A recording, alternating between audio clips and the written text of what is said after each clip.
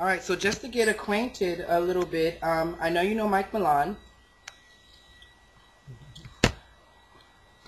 and I'm Harvey Champagne, and of course we're from StreetwalkersNYC.com.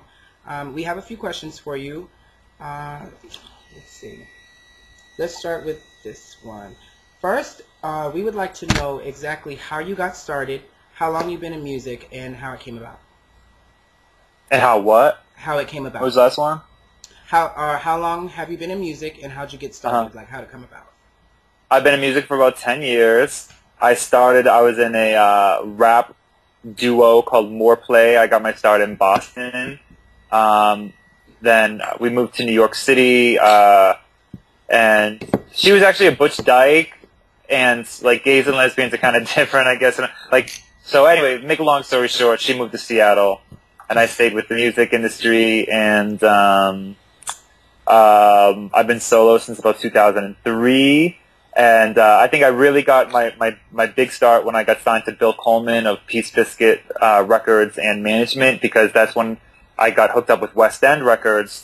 So I was signed with West End Records through my management for about a year and a half, 2 years, and I had access to the West End disco catalog, and that's how I got to use samples for like All Over Your Face and Watch My Mouth and things like that. So that was really like the big start, and when I got more connected with dance music. Because when I first started rapping and writing songs, I didn't know anything about production or writing. I didn't even know what beat per minute should be. I didn't really have an idea of why some things get played on the radio and why some don't, and why some people dance to some things and why they don't. And then through not only being on West End Records and having access to their music, but also by DJing, I learned a lot more about what people actually want to listen to. So, but I would probably say like the biggest step for me in the right direction was getting hooked up with West End Records. That started off with All Over Your Face. And when did you start DJing? Was this immediately, or how many years after you started music? I probably started DJing like 4 years ago in just like bars and shit like that. And I mean, I still stick to pretty small venues. I definitely think I'm still in school when it comes to DJing and like learning a lot. But I'm glad that in general my whole life revolves around music, whether or not it's production or my own music or live performance or DJing and nightlife. But I just think it's the most exciting industry that you can be in. So I'm really grateful for that. All right, so how did you and Amanda Lepore like get together and form such a you guys have a really good alliance? We knew each other just because we're obviously in the same scene. So we knew of each other, and I remember probably like 5 years ago she asked me to perform for her birthday, and so I did. And then it's a funny thing. After I performed, I remember she was sitting on this banquette, like sitting on top of it with Kenny and somebody else, and she was wearing like something Amanda Lepore wears and sipping a glass of champagne. I was just thinking, wow, she looks so glamorous. Like I'd never seen anyone work a glass of champagne like that. And she's not even trying to. Like no one ever looked as perfect holding a glass of champagne. Like she's like the epitome of glamour. So then I went home and I wrote Champagne, and I called her and I was like, well, I wrote the song, and I met her on the street and I gave her the lyrics, and then I worked with these guys, Chris Bracco and Mike Skinner, and they're like they're like band musicians. Like not only are they great engineers, but they play in bands and stuff. So we did Champagne, which is I think all live instruments, except maybe like one keyboard. And then I practiced with Amanda for a long time. She needs a lot of like practice with lyrics and stuff, and so we practiced a long time and got in the studio, and it really worked for her. It just, so, and then we did My Hair Looks Fierce, and it kind of like took off from there. But that's basically how we met, that's how we started working together. And, we're both water signs, so we get along really well. She's like a really good friend. She's a very special person, Yeah, she's really sweet and very approachable. Yeah. So, when I first moved here at the end of 2008, everywhere I went, I kept hearing I Sing Beyonce.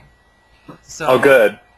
and I love that song, so I want to know what was the inspiration behind it, and even better, do you know if she's ever heard it?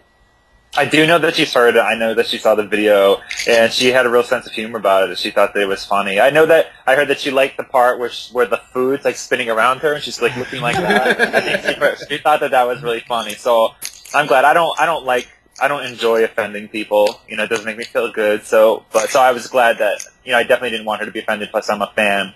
But it got started because Johnny Makeup, who was in a gay rap trio called the VIP Party Boys.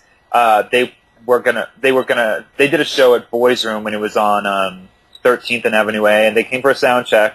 And after sound check, I'm just hanging out with Johnny, and he's kind of crazy, but like good crazy. And he's like, we're talking, and he loves Beyonce, and he's going on this like 20-minute monologue about how he met Beyonce in American Apparel, and she's saying this, and he's saying that, and I didn't even know if it was true or not, but I didn't even care. I was just like, love this story. And I just thought, wow, it's so crazy, like Beyonce would be there. And I just remember, like, so I went home and I walked to the store, and I just came up with the hook of I seen Beyonce at Burger King. And by the time I got to the store at the corner, I called him up. I'm like, oh, I got this great idea.